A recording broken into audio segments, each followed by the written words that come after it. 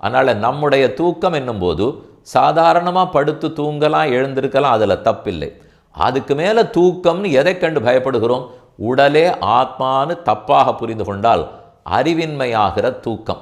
ரெண்டாவது, ஆத்மா சுதந்திரமானவர், யாருக்கும் கட்டுப்படாதவர்.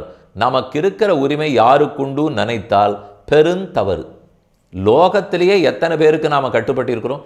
நம்ம வாழ்க்கை ஒத்துருக்குமே ஒன்றுமே கேட்காம உதவி இல்லாத வாழ்ந்துட முடியுமா? தனி மனுஷனாக யாராலையான்னு இருக்க முடியுமா? மூச்சு விடணும்னு கூட காற்று வேணும், அது கூட நாம் படைச்சதில்லை. தண்ணீர் குடித்தா தான் வாழ முடியும், அது நாம் படைத்ததில்லை. உணவு உண்டா தான் மூச்சே விட முடியும், அந்த அன்னம் நாம் விளைத்ததில்லை. இத்தனையும் பிரத்தியாரை நம்பி இருந்து கொண்டு நான் சுதந்திரன், எல்லா சுதந்திரமும் இருக்குன்னு பேசி கொண்டிருந்தால் கருத்து சுதந்திரம் இருக்கலாம், பேச்சு சுதந்திரம் இருக்கலாம், ஆனால் கடவுளுக்கு அடிமைப்பட்டு பரதந்திரனாகத்தான் வாழ்ந்தாக வேண்டும். நம்மை சுற்றி இருக்கிற எதுவும் நம்மாலே படைக்கப்படவில்லை. ஆகவே அழிக்கக்கூடிய ஆற்றலும் நமக்கு கிடையாது, அதுக்கு உரிமையும் நம்ம இடத்துல கிடையாது.